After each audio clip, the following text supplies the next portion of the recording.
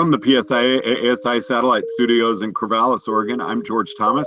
Today we've got a really special guest. Team member Lyndsey Stevens is joining us. Lyndsey, it's really great to get to meet you. Great to be here, George. Happy to be on the call today. I love your background here. I've got these lovely plants.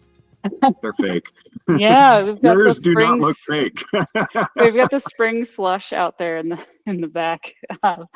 And you know, it's definitely getting warm out here in Vail, and we've still got plenty of snow, but we're having these nice warm spring afternoons, and it's just great out there right now.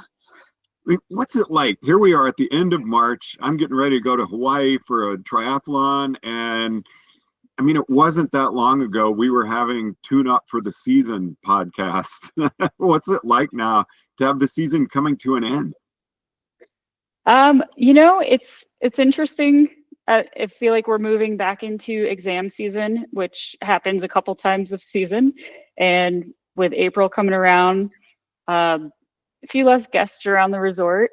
And so I see a lot of people just training, getting ready for those end of season exams. And it's fun out there. Lots of people lapping the terrain park and getting out and just enjoying the spring slush. What are your thoughts on it? I mean, there really are times for exams. There's the big push right at the beginning of the season, which makes a lot of sense to me. And then there seems to be one kind of early mid-February, and then end of season. Do you feel there's a better time for people to go for their certifications?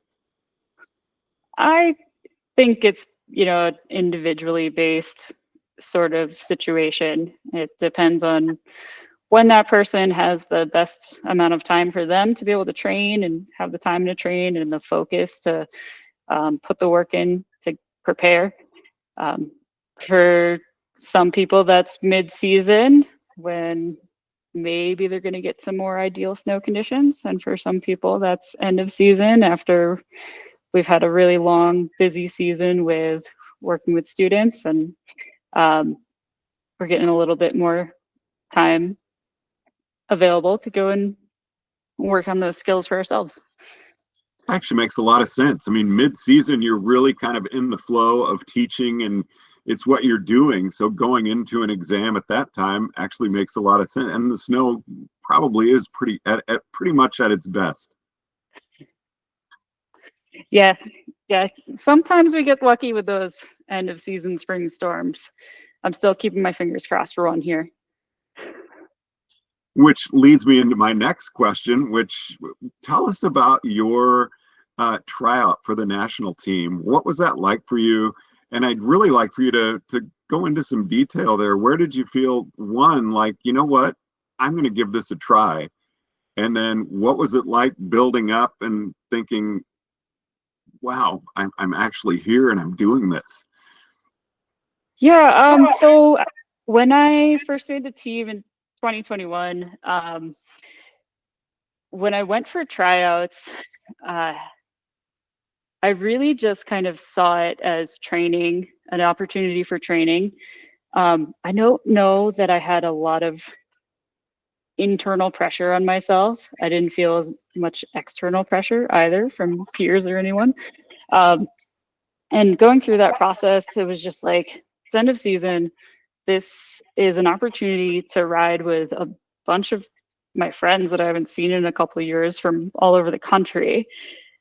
And it sounds like it's going to be awesome and I'm going to learn a lot. So I went into that tryout with really not a lot of pressure on myself and just really enjoying living in the moment throughout that entire experience. And it was so much fun. It was fantastic. I met some of my now teammates, Brian Donovan, Matt Larson, because this was during kind of after the COVID lockdown situation. We were all in these subgroups and we had to stay within our subgroups throughout the week, just to try and limit any spread of virus during that time. And so I got to know Brian and Matt, and Mike Ma was in our group as well for a few days, really well before we even got onto the team, and it was super cool to just be in that moment and be learning from them and seeing their presentations. And it was really, really comfortable to work together. Like, I felt like we all just supported each other really well. And I think that's why, as a result, our group ended up, most of the people in that group made it onto the team ultimately. So it's just a really great environment to be in. Going into this second tryout, just last April, in 2024 of April, I had a lot more internal pressure on myself. Like, I knew I wanted to do this job again. And so I felt a little bit more nervous throughout the week, a little bit more anxious, and I tried to power through that as much as I could. Felt like there was a lot of external pressure as well, because I had made it before. There was this expectation of, like, you know, get out there and represent and go do it again. So yeah, I'd say it was like a little different in that emotional sense of just not wanting to disappoint certain people who were rooting for me, and not wanting to lose out on what I knew that I love doing, which is, you know, this job supporting the membership and traveling around and to the different schools and helping instructors, you know, grow their skills so that they can continue with providing lessons and making great experiences for their students.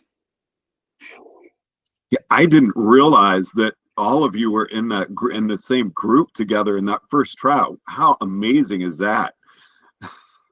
Yeah, it was really cool. There was a couple other people in our group throughout the week as well, but it was fun to, like, get to know, you know, people and end up getting on the team with them. And I really like hearing what it was like for you to go through the second tryout, because I'm sitting here thinking, what would that be like to go for your level 3? You get it, and then you've got to start preparing because you got to get it again in 3 more years. Right, And yeah. how soon does that realization hit you that, yay, I made it, and wow, I'm going to have to do this again? Right. You know, and it's so different from obtaining a certification, because it's not passing certification. It's a job. It's a job interview. And once you make it through the job interview, you've got to do the job. And that's how it's different, because it's immediate. The moment you get that presented with that coin, you are a team member and you're representing PSIA-AASI, and the job starts right away. And it's awesome. Like, you know that, you know, if you want to do this again, you've got to perform and fill that role throughout that 4-year term. Now, you've got a big show coming up at Vail, and in a couple of more years, your home mountain, Interski. How are you feeling about that? I could not be more thrilled to be hosting at my home mountain. Like, it's awesome. It's a dream. And it's been really excited to watch everything come together, from just the idea being formed. I remember sitting in the office with our training manager, Francis Doe, who just was like, what do you think about maybe trying to get Interski at Vail? I remember him asking the question, and I was like, what do you have to do? Like, what do we have to do to make it happen? And he just went all out and, like, figured out the answers to what do we have to do to get Interski at Vail. It was such a cool thing to watch him bring that to fruition. The work you put in, and working with some of our other instructors at Vail, and working with PSIA-AASI to put the bid together.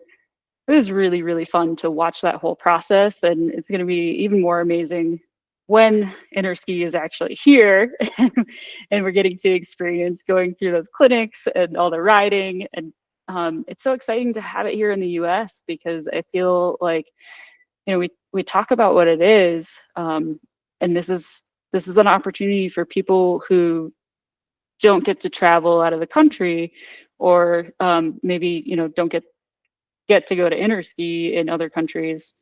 this is an opportunity for them to experience what it is. And so it's so exciting to have that here for everybody who gets to be involved. And it's a couple of years away, but coming up fast, there's another big event coming up in the next few weeks, and that would be Rider Rally.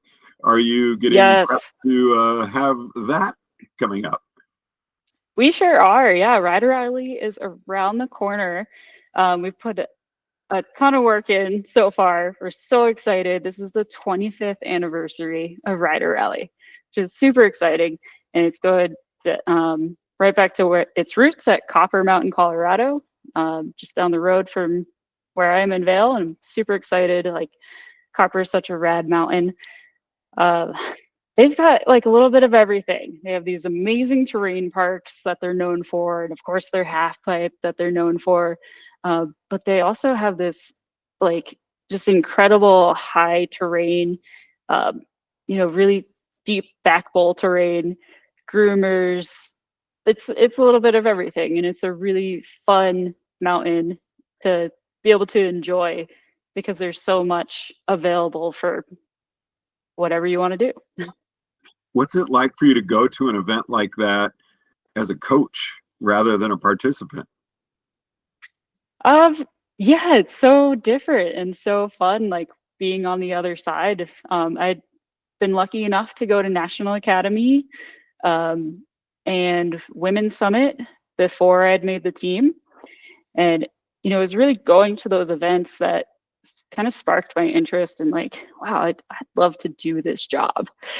And so going to those events, again, really, really inspiring to me. Now that I'm on the coaching side of it, I just want to make sure that whatever I'm contributing is going to make the same sort of memories that were so impressionable on me, and the same sort of impact. I want to provide that for others and keep, sort of paying that forward, so to speak. And as we near the end of this season, what are you looking forward to doing as the snow melts? Are you chasing snow year round, or do you have some months off where you're doing other things? I'll have some months off doing other things. I wish I could chase snow year round. I've done it in the past. Sometimes things come up and I do chase some snow year round. We'll see what happens. Can't say I planned it out too much already for the summer. I know what I'm super excited about for the next few days. I've been doing a lot of sit skiing and working towards an adaptive exam. So pretty excited for that. On the team, but you're taking an exam. I mean, we are lifelong learners. Love that you're doing that. In fact, I think that would be a really nice next podcast with you. What was it like to go through that exam? Yeah, we'll have to meet up again and chat about it. I'll let you know next week. Okay. Well, Lyndsey Stevens, I want to thank you for taking the time to chat with us today. We really appreciate it. Thanks, George. It was awesome chatting and can't wait to do it again. From the PSIA-AASI Satellite Studios in Corvallis, Oregon, I'm George Thomas.